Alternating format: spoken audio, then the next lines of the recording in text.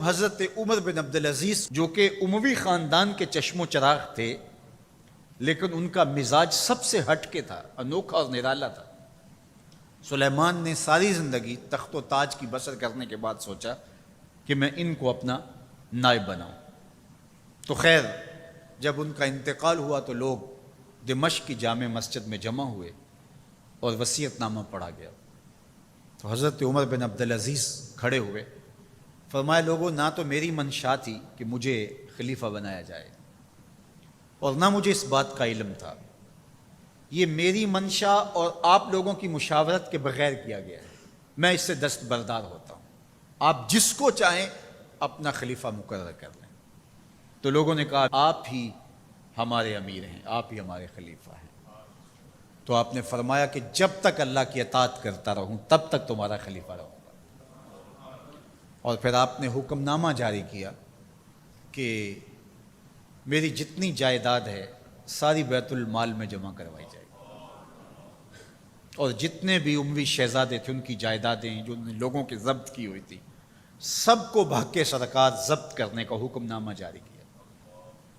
مسجد سے باہر نکلے تو آپ کے لیے شاہی سواری لائے گی، فرمایا میرا خچر کافی ہے میرے لیے۔ گھر پہنچے تو اپنی بیوی فاطمہ بنت عبد الملک سے کہا، جو بادشاہ کی بیٹی ہے، بادشاہ کی پوتی ہے اور 4 بادشاہوں کی بہن ہے، ناز و نعم میں پلی ہوئی ہے، کہا اگر میرے ساتھ تم رہنا چاہو تو تمہیں اپنے سارے زیورات، زر و جواہر، سارا مال بیت المال میں جمع کروانا ہوگا اور فقیرانہ زندگی بسر کرنا ہوگی۔ اب اس پاک باز خاتون نے کہا کہ میں اس کے لیے تیار ہوں، میں فقیری کی زندگی کو ترجیح دیتی ہوں۔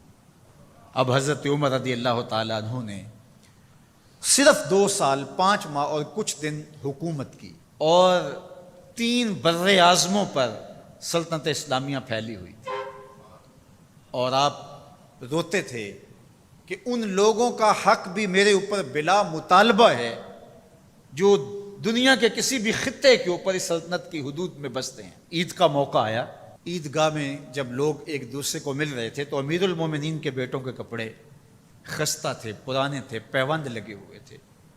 تو آپ نے اپنے بیٹوں سے کہا کہ تمہیں شرم تو آ رہی ہوگی کہ امیر المومنین کے بیٹے ہو کہ تمہیں ڈھنگ کا لباس بھی دستیاب نہیں ہے۔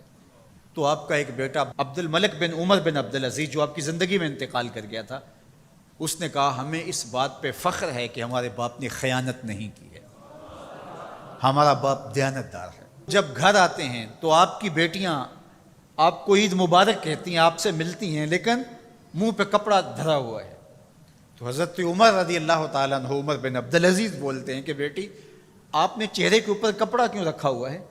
تو وہ کہتی ہیں ہم نے کچے پیاز سے آج کھانا کھایا ہے تو اس لیے ہم نے کپڑا رکھا ہے کہ آپ اس کی سمیل محسوس نہ کریں۔ تو حضرت عمر بن عبدالعزیز رو پڑتے ہیں اور فرماتے ہیں کہ کس باپ کا جی نہیں چاہتا کہ میری اولاد آسودہ ہو، لیکن میں آخرت سے ڈرتا۔ حضرت عمر بن عبدالعزیز رضی اللہ تعالیٰ عنہ کے 2 سال 5 ماہ اور چند دنوں کے اندر ایسا عدل پھیلتا ہے کہ لوگ کہتے ہیں ہمیں لگتا تھا آسمان اور زمین کے درمیان ترازو گاڑ دیا گیا ہے، ہر شے پوری پوری تولی جا رہی ہے، اور اتنی خوشحالی آتی ہے، اتنی خوشحالی آتی ہے، لوگ زکوٰۃ کے پیسے لے کے نکلتے ہیں، کوئی زکوٰۃ لینے والا نہیں ملتا۔ ایک علاقے کے لوگ حضرت عمر بن عبدالعزیز کو خط لکھتے ہیں کہ حضرت زکوٰۃ کا کیا کریں؟ فرمایا غریبوں کو دے۔ کہا کوئی غریب رہا ہی نہیں۔ تو کہا کہ اچھا آپ اس طرح کریں کہ جن کی شادیاں نہیں ہوئیں ان کا مہر ادا کر کے شادیاں کروا دیں۔ تو وہ جواب میں لکھتا ہے یہ بھی ہو چکا۔ تو کہا لوگوں کو قرضہ دے دیں۔ کہا کسی کو قرضے کی ضرورت ہی نہیں ہے۔ تو پھر فرماتے ہیں اچھا غیر مسلموں کو قرضہ دیں تاکہ وہ کھیتی باڑی کر کے زراعت کے کام کو بڑھائیں۔ یہ عمر بن عبدالعزیز کا دور ہے۔ عدل پھیلا، نور پھیلا، روشنی پھیلی۔ شہزادگی کی زندگی سے ایک دم اپنے آپ کو ایک چھوٹے سے کٹیا کے اندر محدود کر دیا۔